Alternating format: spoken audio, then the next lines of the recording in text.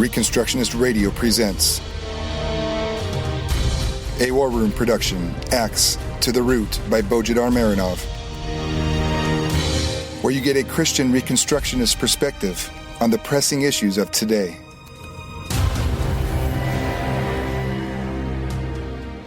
Welcome to episode 4 of Axe to the Root podcast, part of the War Room Productions. I'm Bo Marinov, and for the next 30 minutes we will be talking about Putin, Russia, and the Dutch disease curse. Don't get lost yet.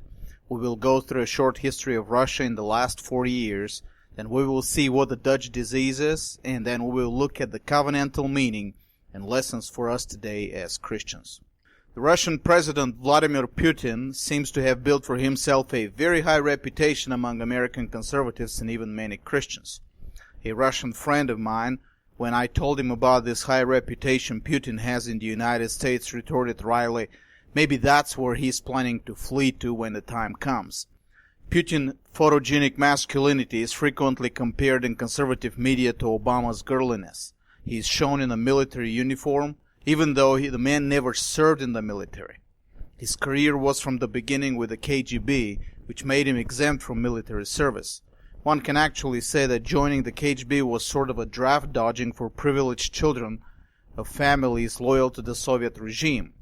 Now, Putin's father was a member of the murderous exterminators battalions in World War II, and they were charged with exterminating any opposition to the Soviet authority in the illegally annexed Baltic republics.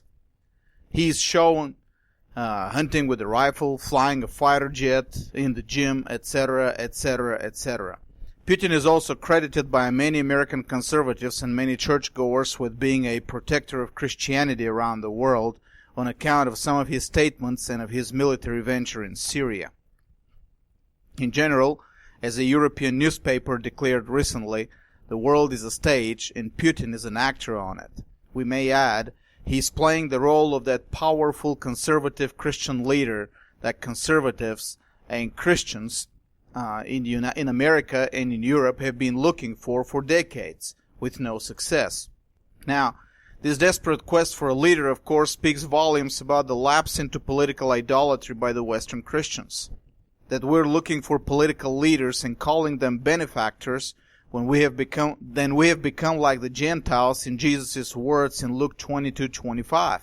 The kings of the Gentiles lorded over them, and those who exercise authority over them call themselves benefactors. Reformed Christians, and especially Reformed Christians in America, who for the last 3 centuries have steadily undermined the aristocratic view of society and government, have now returned to a pagan, idolatrous view of culture. Powerful political leaders who use their political power as benefactors, and that's for the right side of the population. Protecting the family, protecting the church, fighting the bad guys around the world, enforcing laws against liberals and hippies, etc., etc., etc. We seldom stop to think that such a view presupposes losing the political and economic freedoms our Christian forefathers fought for. They consider those freedoms a far more important application of the gospel than having a powerful leader and benefactor who imposes the right laws with an iron fist. Yes, sometimes protecting the Christian liberty will mean protecting the liberty also of pagans and sinners, whose sins are not crimes according to the biblical law. Yes, sometimes protecting Christian liberty will mean that we're not going to have a homogeneous society made up only of people who think and believe like we do. Yes, sometimes protecting Christian liberty will mean accepting refugees of a different culture or religion. And we as Christians will have to make the effort to evangelize them and convert them and teach them the cultural demands of Christendom. Yes, Christian liberty means more responsibility, more inconveniences, and even more dangers. But that's what liberty is all about. And when we abandon the concept, when we turn to political saviors and benefactors, when we're looking for that powerful leader and benefactor who will save us from that responsibility, inconveniences, and dangers, we have surrendered ourselves and the future of our children to political idolatry. But political idolatry we will leave to future episodes. Now we want to look at Putin's Russia and see what covenantal lessons we can learn from it. Because, from the perspective of Christian Reconstruction, there is no neutrality, and there is not a single inch in the universe where God doesn't act according to his covenant, which he has established in the creation and has restored and confirmed in the gospel. Now, when we look a little bit deeper below the idolatrous surface in Russia, at a level that is more essential and important, there have been a few positive developments in Russia under Putin. First, in 2001, Russia introduced a flat tax of 13%. Now, it made the tax system simpler, more flexible, and it made it easier for foreign private investors to invest in the country. Now, prior to 2001, most of the foreign investments were in the form of loans from governments and from the International Monetary Fund. Within the period between 2001 and 2015, the Russian government gradually removed the government monopoly on education, allowing more freedom for private educational institutions as well as homeschooling. In consecutive steps after 2008, also, military draft was severely cut, with plans to abolish it completely. Now, you may wonder why this is an important development, but it is. Military conscription has been one of the sacred cows, if not the most sacred cow, of the traditional Russian and Soviet imperialism and militarism, and one of the main components of statist propaganda. These and other developments make some outside observers to believe that the ideology of the Russian government is changing towards more conservative and libertarian views. But the truth is, most of these are simple pragmatism, forced on the Russian government by the circumstances, not by some change of ideology to the better. The flat tax helped the administration streamline tax collection, but it was not followed by removal of the tens of thousands of government regulations that destroy and choke entrepreneurship in Russia. So it didn't really help the business. Besides, as we will see, the Russian government doesn't rely much on tax revenues from private business anyway. Most of its revenues come from oil and gas, controlled entirely by the government, and from import duties. By the standards of modern economics, Russia is not really an economy. It is a gigantic mining colony town where the mining business is the only real business, and everything else is like a convenience store in the town, formerly a private business, de facto controlled by the mining company. The freedom in education and homeschooling was forced by the fact that the old schools built in the Soviet era deteriorated faster than the government could build new ones. You know, it's a bureaucratic decision to build a new school, and a bureaucratic decision takes time. Private companies need to have time to bid on those under-the-table benefits, if you get what I mean. You know, so bad is the situation with schools in Russia that as of now, parents, imagine this, have to bribe local education officials to secure a place for their children in the local school. And since this started to become a serious problem, the central government was forced to free the educational market from the government monopoly. It is one of those examples where the government couldn't meet its own promises. Of course, the situation is still not resolved. There's no history nor tradition of homeschooling in Russia, and unlike the United States or the UK or some Eastern European countries, there are no significant groups whose ideology drives them to homeschooling, like Protestant Christians, libertarians, or hippies. The sharp cut of military conscription and plans for future abolition of the draft were forced by the lack of funds and by the realities of modern warfare, where small professional armies achieve better results than large conscripted masses. This and some problems with the personal and sexual ethic always present in the conscript military forced the government to consider abandoning the draft completely. There are some rather popular myths about government legislation in protection of the family or against sexual perversions like sodomy, but these are quite limited. They're done for the PR effect and not really enforced. Abortions are legalized in Russia and have always been legal since Stalin's times. Russia has among the highest abortion rates in the world. Sodomy remains rampant. Russia has the same divorce-to-marriage ratio as Europe and the United States. In reality, there's nothing in Russia that conservatives could look up to as an example. There's nothing in Putin's policy that could make him even remotely close to a Christian or a conservative if you leave the propaganda stunts aside. Now let's turn our attention to the Russian economy and the covenantal lessons we can learn from it. Let me give you a short historical introduction. Before the fall of communism in 1991, no one really knew how large the Russian economy was. There was a heavy smoke screen of government propaganda, and everyone on the other side of the Iron Curtain, on the communist side, knew that the official numbers were lying. On the western side of the curtain, though, many economists believed the propaganda. For example, the Canadian-American socialist economist John Kenneth Galbraith came to the conclusion sometime in the 1980s that the economy of the Soviet Union was about two-thirds of the U.S. economy. Two-thirds of the U.S. economy. I remember how much I laughed when I first heard that. I'm sure the Soviet leaders must have been in a quandary themselves. Does Galbraith know something about our economy we don't know? When the Soviet Union disintegrated and a more unbiased assessment was made, it was two-thirds all right, but of the economy of Belgium, not of the U.S. You know, that little 10 million population country between France and Germany, which is today the capital of the European Union. At the time, it had a larger economy than the Soviet Union. Anyway, Boris Yeltsin, after the fall of communism and the disbanding of the Soviet Union, started a process of liberalization of the Russian economy, and the economy grew. For a while, he had real pro-free market advisors and government executives.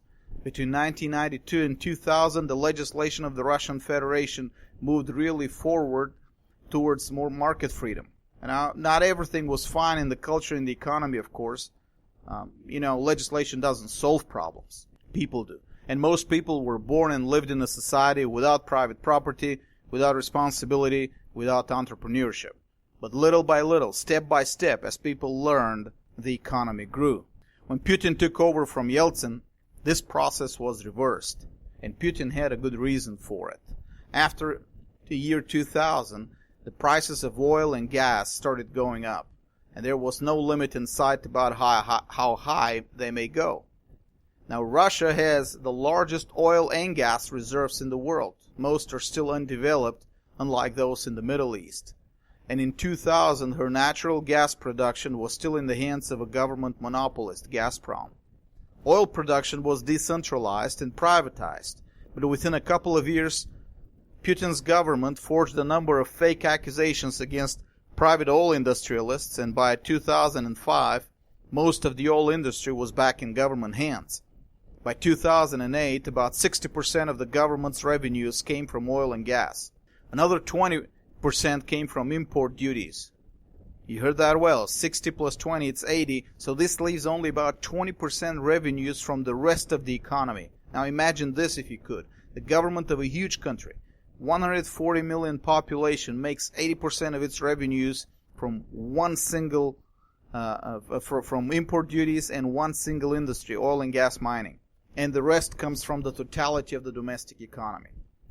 As I said earlier, Russia today is nothing more than a gigantic mining colony where everything rotates around the mining operations, and the rest is like a convenience store in the middle of a mining town, formally free, but in reality controlled and dependent on a mining cartel. Putin's government, I should say Putin's gang of close friends in power, saw this as an opportunity for remaining in power forever. The oil and gas business is easily centralized in government's hands. With money coming in, the government budget will have enough surpluses to both fund an ever-increasing military to terrorize the neighbors and bribe the population to vote the same guys in power forever. Putin started his own party, Единая Россия, United Russia, which soon became the party of government bureaucrats. Predictably, the party has won all the elections from the very beginning of its existence. From the first day of its existence, it was a winning party. And all the money for this political conspiracy came from oil and gas. So important is the sale of oil and gas that the Russian natural gas monopolist Gazprom is the unofficial foreign ambassador for the Russian government. And such is its political power, the political power of Gazprom, that in 2005 it hired as a second-level director Gerhard Schröder, who up to that year was for 8 years the Chancellor of Germany, and before that for another 8 years the Prime Minister of Lower Saxony, one of the provinces in Germany. That socialist, Schröder, had spent his entire career as a chancellor working hard for the Russian interests in Europe. You know, any corporation can go shopping for prime ministers in places like the Balkans, Africa, or Latin America. Gazprom bought itself a German chancellor. Putin looked unstoppable at the time. In 2007 and 2008, commentators in Europe were already talking about the possible resurrection of the old, pre-Soviet Russian Empire. And then came the fall of 2008, and fall it was, for the price of oil collapsed to a little over $40 per barrel. And this was deadly news for Putin, because the government budget of Russia, entirely geared toward bribing the Russian population and expanding the military, was predicated on a price of $70 a barrel, and it was $40 a barrel. To give you a comparison, the price in June 2008 was $145 a barrel. So the fall was about $100 or 70% within 4 months. After basking in oil and gas money for 8 years, the Russian government was now running a serious deficit. The recession lasted only for several months, and the prices were back to $100 per barrel, but the Russian government saw the writing on the wall. In 2009, Putin declared that his new course is to develop the Russian industry and agriculture, a needed step given that the next fall of oil and gas prices could be fatal. The problem is, he couldn't develop anything. Russia's economy, outside the oil and gas industry, could move an inch above its levels of 2008. To this day, there is nothing that Russia produces in its industrial plants, offices, or fields that the rest of the world wants and is willing to pay money for. In fact, even Gazprom, the Russian natural gas giant, buys its equipment from American companies. Russian industrial companies produce for their domestic market, and even with the high import duties, they're barely competitive against imported goods, whether in price or in quality. As of now, there is no hope on the horizon that the Russian economy would be able to ever rise above that level. And then, 7 years after the slump in 2008, the oil and gas market collapsed again. And it's different now. The collapse in 2008 was due to oversupply and excess stocks. So it had a short-term solution. This time it is different.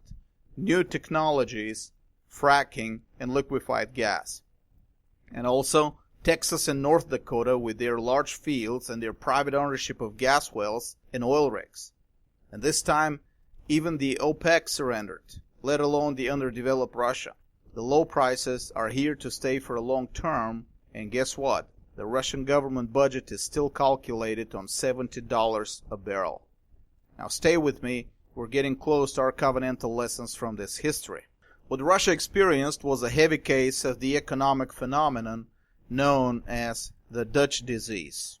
This is its most popular name, but another name would be the resource curse. The Dutch disease appears when a vast reserve of some natural resource is discovered in a country or region. Specifically when that resource, first, can be easily mined or extracted, and second, enjoys a high demand and therefore high price on the world markets. That is, it has high marginal return on the investment. What does our instinct tell us about the economic development of such a country? Normally we all think lots of easily mined natural resources, increased export, mucho dinero, economic growth, right? Wrong. The opposite is true. The influx of lots of easy money in an economy in fact slows down the economic development and can easily produce even economic recession. Yes, folks, easy money produces economic recession. Keep that in mind. The phenomenon has been present throughout human history, but was first observed and described in the 1960s in relation to the discovery of the Groningen natural gas field in northern Netherlands in 1959. And that gas field was the 10th largest natural gas field in the world. And the name Dutch disease came from observations in Netherlands. It was a blessing that the field was not discovered 20 years earlier. If the Nazis could take advantage of it, they would have had the fuel reserves to continue the war for much longer.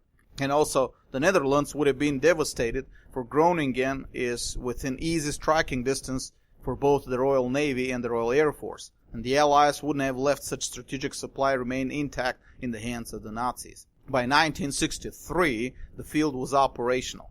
The Netherlands were producing between 3 and 4 trillion cubic feet of gas for a continent which was still recovering from the devastation of the World War. Within the next 10 years, Royal Dutch Shell and ExxonMobil tapped the whole field and maximized production, and that is by 1973, just in time for the fuel crisis in 1974 and the steep rise of energy prices by about 300% in 1974. You can imagine, the Netherlands were awash in natural gas money. And contrary to the expectations, this did not produce an economic boom. To the opposite, the rest of the Dutch economy struggled, and in fact, during that period, it even experienced a recession. Germany, Belgium, and France were pulling ahead in terms of economic productivity and investment. The Netherlands were lagging behind, despite all the money poured in the small republic. What happened? What happened was that with the influx of natural gas money, the price levels in the Netherlands went up. When you have an oversupply of one resource, its market price falls. When that resource is money, like money coming from the sale of that gas, the prices of everything else rise. So wages went up, resource prices went up, rents went up. Or put it in an economist's slang, the Dutch currency was quote-unquote too strong compared to the other currencies. It's the outward expression of high prices in a nation. When the currency is strong, its domestic prices are higher than everyone else's prices. This made the Dutch industry and agriculture unable to compete against the rest of the European countries. So the levels of investment in the Netherlands were low. Who wants to invest in a place where all the resources are expensive? When in the mid-1980s energy prices collapsed, the Dutch economy had to go through a severe bout of readjustment. And as we will see, Russia's situation is even worse today. Natural gas and oil are not the only factors that can produce Dutch disease. Precious metals like gold and silver are another factor. Spain's and Portugal's economies lagged severely behind England and the Netherlands when the galleons with plundered gold and silver started arriving from the New World. Mexico's rich deposits of silver in the 18th and the 19th centuries can be partially blamed for the failure of that country to develop a strong manufacturing sector, despite the fact that it had a better starting point than the United States. Signs of Dutch disease could be detected in California in the second half of the 19th century because of the gold rush, and later because of the discovery of oil. China had a similar experience with its monopoly and control over the production first of silk and then of tea. And then later on the emergence of alternative production of in Europe of silk and India of tea caused severe damages to the Chinese economy. Keep this in mind also. Foreign aid is a major factor for the Dutch disease. For foreign aid involves an influx of easy money. Money that is much easier than money from oil and gas. In every country in the world where there has existed a source of easy money, the economy has suffered. And on the other end of the spectrum, nations with little to no natural resources at all have been leading in productivity and economic development. See, for example, Switzerland, Hong Kong, Singapore. But there's more to it. The devastation from the Dutch disease is even worse when the economy is controlled by the government. When the influx of excess easy money comes into private hands, the market responds to it by raising prices. But at least private individuals are generally focused on either saving the money or investing it in economically profitable enterprises. And this mitigates at least somewhat against the damage of the Dutch disease. When the money comes into the hands of government bureaucrats, their investment is in politically profitable enterprises. Politically profitable. Bribing voters, for example. Rewarding cronies and lobbyists. And huge construction and military projects that bring no economic value at all, but siphon money into the right bank accounts. Government intervention always distorts economic data and misinforms economic decisions. When the government controls a vast stream of easy money, the distortion is devastating to the economy. The ultimate modern example of such an economy, Venezuela. Not only is the country unable to produce anything for export anymore, even their oil rigs are shut down for the most part. It can't even produce food for domestic consumption. The country with the best climate in South America, with the largest oil reserves in the world. And similar thing happened to Russia. It would have been bad enough if the over-reliance on oil and gas had happened in the context of a free market and unhampered economy. But Russia with its strong government intervention in the economy, basically made itself into a mild version of Venezuela. The huge stream of foreign currency that entered the country in the last 15 years produced no growth in any sector of the national economy. In fact, it didn't even produce growth in the oil and gas sector. Technologically, the oil and gas sector only relied on the size of the fields, not on better technologies, which makes it uncompetitive against producers in Texas and North Dakota, for example. With the world's oil prices well below $40 a barrel and with no developed economy, Russia is struggling. And the Russian government is in a quandary, seeing its monetary reserves dwindle away in payments for unrealistic promises, and there's no possible solution on the horizon. Yes, I know, from the outside Russia seems like monolithic unity and quite stable, and Putin seems to be on top of everything. From the inside, the picture is quite grim. If even Russian commentators are beginning to speak of what comes after Putin and the possible breakdown of the Russian Federation. So, what is the covenantal lesson in all this? I'm sure you're wondering.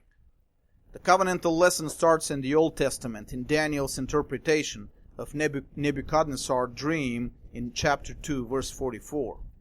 In the days of those kings, the God of heaven will set up a kingdom which will never be destroyed, and that kingdom will not be left for another people.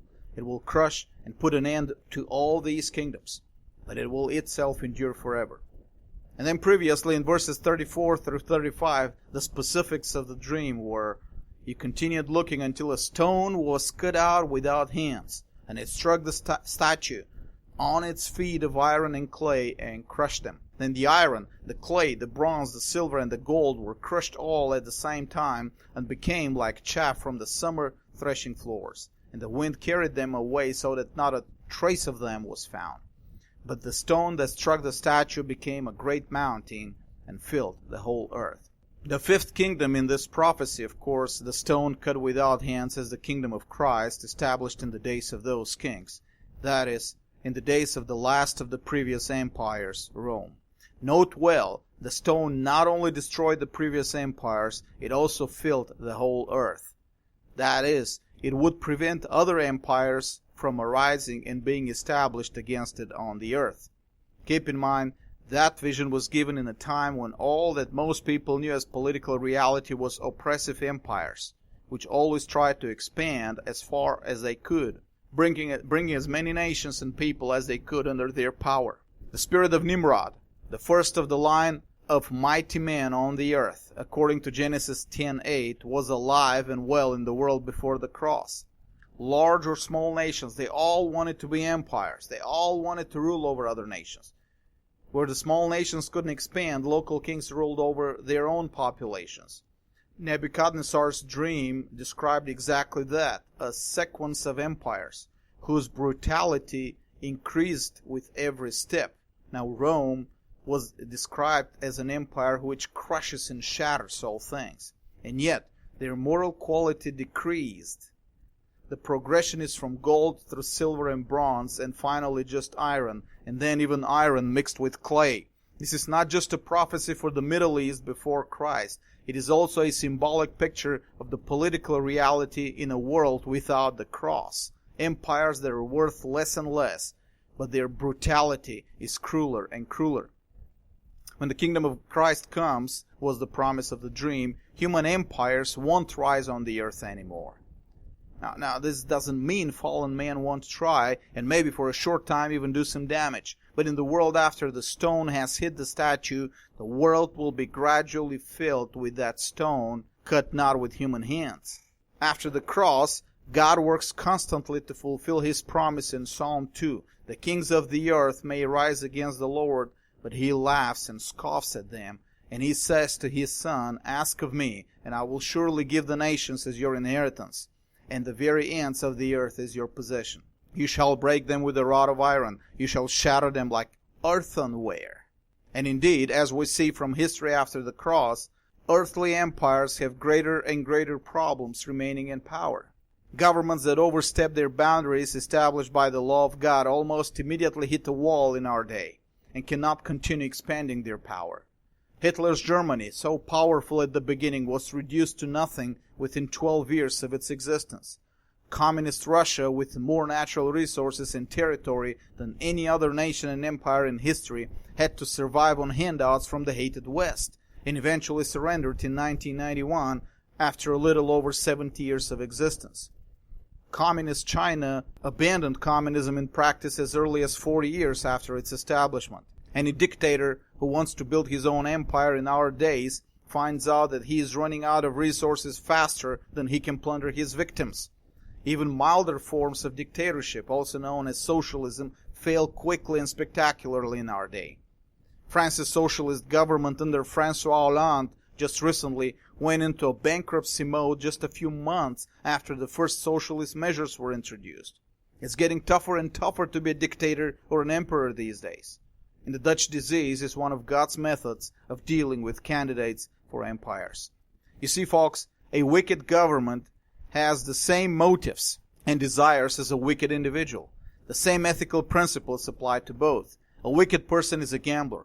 He wants as much profit as possible for as little effort as possible. He wants to find that magical formula that would make him rich without having to spend anything for it. A wicked imperial government is the same way. It wants that magical resource that will give it all the money it wants.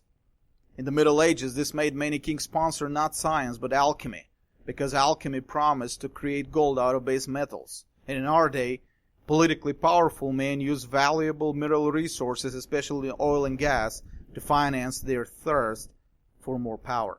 But God laughs at them. Anytime such a powerful state arises based on a monopoly over a resource, the Dutch disease makes sure that that state remains economically crippled in everything else. It's not felt right away, but eventually God makes the price of that resource collapse overnight, just like what happened to gas and oil. Then that state is left with nothing. And then the sun crushes them like earthenware.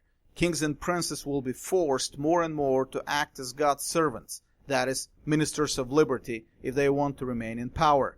Power and authority have been redefined on the cross, and that redefinition of power Christ has been steadily enforcing through his gospel. No more free lunches for dictators and bureaucrats. That's where our world is heading to, and Putin's government is in the process of discovering it. Well, let me tell you this, not just Putin's government. Every government in the world is discovering the same thing. Lady Margaret Thatcher said that socialism is a good idea until you run out of other people's money. But modern socialist and statist policies are running out not just of other people's money, but out of God's patience as well. If in the past such policies could continue for a generation or two without visible failure, these days they collapse almost immediately. We live in a world in which more and more it becomes impossible for governments to continue the same wicked policies forever without losing power. And Russia in the last 1 year is a good example. We American Christians are often paralyzed by fear. We don't admit it, don't even realize it. So habitual it has become for us to fear the future. We look at the developments in our own country and we say things like, this is how the end begins, or these are the signs of worse things to come. We are convinced that there's nothing good on the horizon for America with the political power in the hands of God-haters, both Democrat and Republican.